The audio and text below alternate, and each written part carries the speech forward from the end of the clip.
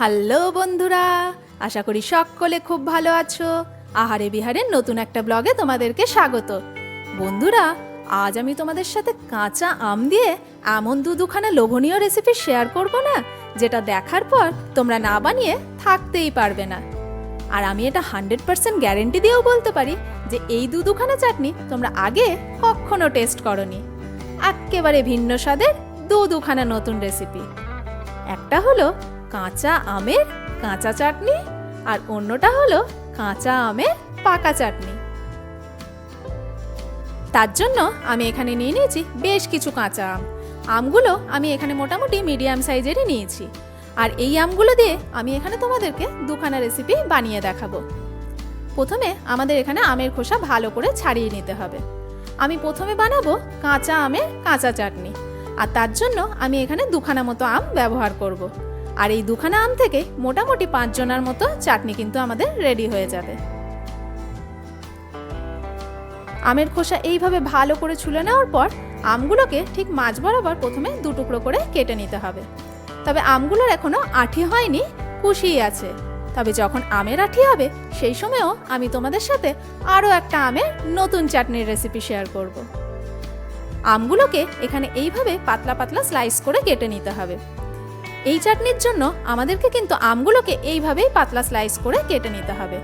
আর আমের এই স্লাইসগুলো যত পাতলা করে কাটতে পারবে, আমের চাটনিটা খেতে কিন্তু ততটাই টেস্টি হবে।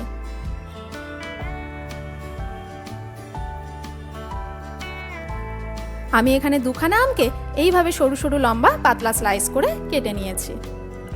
নিয়ে নিলাম এখানে একটা মিক্সিং বোল। তার মধ্যে নিয়ে নিলাম ওই পাতলা করে স্লাইস করে কাটা আমের টুকরোগুলো। এই চাটনিটা ভীষণই ইনস্ট্যান্ট, খুব ঝটপট হয়ে যায়, আর খেতেও কিন্তু অসাধারণ হয়। আর এই চাটনির জন্য আমাদের লাগছে এখানে সাদা সর্ষে বাটা, ধনেপাতা বাটা, কাঁচা লঙ্কা বাটা আর কাঁচা সর্ষের তেল। আমি এরপর একে একে সমস্ত জিনিসগুলো এখানে মিক্স করে নেব। আমি এখানে নিয়ে নিচ্ছি প্রায় 3 চামচ মতো সাদা সর্ষে বাটা। তবে এখানে কিন্তু কাসুন্দি ব্যবহার করলে এই চাটনির টেস্ট সেরকম আসবে না। আর কালো সর্ষেও এখানে ব্যবহার করা যাবে না, যেহেতু ওই সর্ষের মধ্যে ঝাঁঝটা বেশি থাকে এবং সর্ষের মধ্যে খোসাও থাকে। আর দিয়ে দিলাম 2 চামচ মতো ধনেপাতা বাটা, আর 1 চামচের থেকে সামান্য একটু বেশি কাঁচা লঙ্কা বাটা। তবে ঝালটা তোমরা তোমাদের স্বাদ হিসাবে নিও। তবে আমের চাটনিতে একটু বেশি ঝাল না হলে কি চলে, তাই আমি ঝালের পরিমাণটা সামান্য একটুখানি বেশিই দিয়েছি। এগুলোকে দিয়ে প্রথমে আমি ভালো করে মিক্স করে নিলাম। এরপর দিয়ে দেবো খানিকটা মতো চিনি। তবে চিনির পরিমাণ কিন্তু এখানে খুব বেশি লাগবে না। এখানে আমের টকটা মোটামুটি ওই ধনেপাতা বাটা আর সর্ষে বাটাটা অনেকখানি কিন্তু ব্যালেন্স করবে, তাই চিনিটা খুব বেশি লাগবে না। আর নুনটা এখানে স্বাদ মতো দেওয়ার পর আরও একবার ভালো করে মিক্স করে নেব।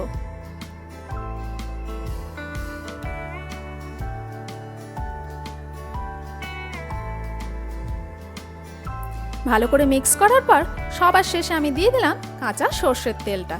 আমি এখানে মোটামুটি বড় চামচের 1 চামচ মতো সর্ষের তেল ব্যবহার করেছি। সর্ষের তেলটা দেওয়ার পর সবার শেষে আরও একবার এটাকে ভালো করে মিক্স করে নিতে হবে। ব্যাস, রেডি হয়ে গেল কাঁচা আমের ইনস্ট্যান্ট কাঁচা চাটনি। তবে চাটনি কিন্তু এখনও সার্ভ করার জন্য রেডি হয়নি। এগুলো যাতে ভালো করে মজে যায় তার জন্য কমপক্ষে আধ ঘন্টার জন্য এটাকে আমাদেরকে চাপা দিয়ে রেখে দিতে হবে।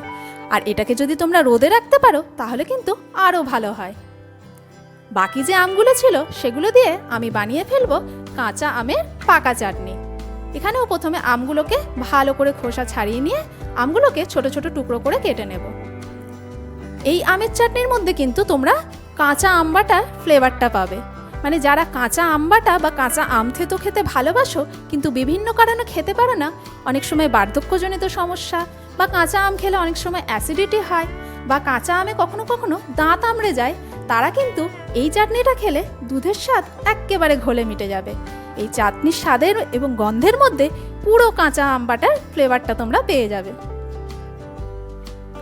আমগুলোকে এইখানে এইভাবে রাফলি ছোট ছোট আমরা টুকরো করে নেব।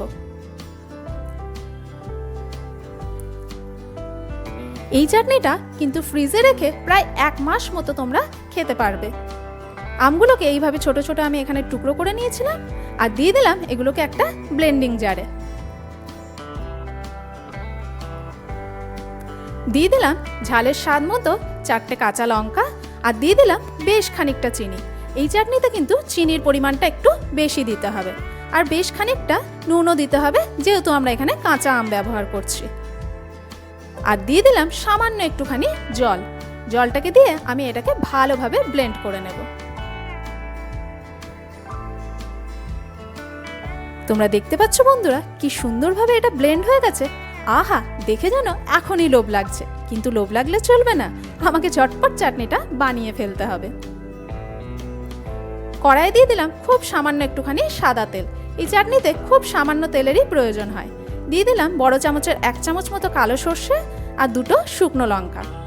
ব্যাস, এই চাটনির জন্য এই কটা উপকরণই আমাদের দরকার, আর কিচ্ছু আমাদের এখানে লাগবে না। শুকনো লঙ্কাটা একটুখানি ভাজা ভাজা হলে আমি আম বাটাটা এর মধ্যে দিয়ে দেব। তবে তোমাদের যদি চিনি বা নুনের পরিমাণটা কম বেশি কিছু হয়ে থাকে, তাহলে সেক্ষেত্রে এখানে তোমরা অ্যাড করে দিতে পারো। এটাকে দিয়ে ভালো করে মিক্স করে এটা যেহেতু ঘন হয়ে যাবে, তার জন্য আমাকে একটু জল এখানে ব্যবহার করতে হবে। তাই আমি মিক্সির বাটি ধোয়া জলটা এখানে অল্প দিয়ে দিলাম। এই চাটনিটা হতে মোটামুটি আমার 5 থেকে 7 মিনিট সময় লাগবে, আর পুরো চাটনিটাই গ্যাসে কিন্তু লো ফ্লেমে করতে হবে। এটাকে দিয়ে ভালো করে মিক্স করে নেওয়ার পর কিছুক্ষণ পরপরই কিন্তু আমাদের এটাকে একবার করে নাড়াতে হবে, নইলে কিন্তু খুব তাড়াতাড়ি এটা ঘন হয়ে যাবে। মোটামুটি 5 থেকে 7 মিনিট পর এটা যখন বেশ খানিকটা ঘন হয়ে আসবে, মানে এই চাটনির জন্য আমাদের ঠিক জেলির মতো, মানে জেলির থেকে একটু কম একটা কনসিস্টেন্সি চাই, সেই রকম যখন হয়ে আসবে সেই সময় কিন্তু আমরা গ্যাসের ফ্লেমটা অফ করে দেব। বন্ধুরা, তোমরা দেখতে পাচ্ছ চাটনিটা কিন্তু বেশ ঘন হয়ে এসছে, আর ঠিক এই রকমই টেক্সচার আমাদের চাই, মানে খুন্তি থেকে তো গড়িয়ে পড়বে, কিন্তু সেটা ভীষণই আস্তে আস্তে। এইরকম একটা জেলি জেলি ভাব যখন চলে আসবে, তখন আমরা এই সময় গ্যাসের ফ্লেমটা এখানে অফ করে দেব। এর থেকে বেশি ঘন কিন্তু আমরা আর করব না।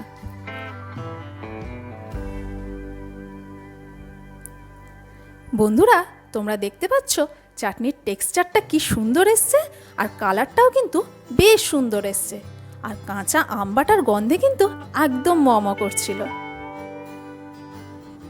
এই চাটনিটা যেরকম বহুদিন ফ্রিজে রেখে তোমরা খেতে পারবে, তেমনি এই চাটনিটা কিন্তু শুধু ভাতের সাথে না, রুটির সাথেও কিন্তু দুর্দান্ত জমে যায়।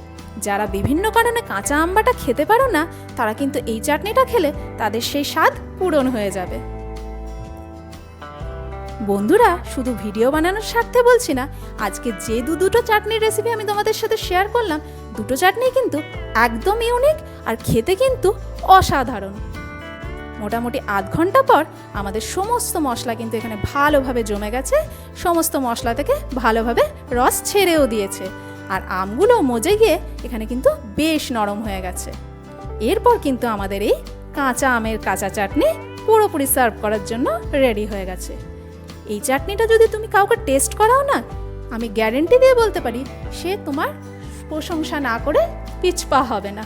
দুর্দান্ত স্বাদের হয় এই চাটনি, আর এর স্বাদও একদম ইউনিক। এর আগে কিন্তু তোমরা এই চাটনির টেস্ট কখনো করোনি।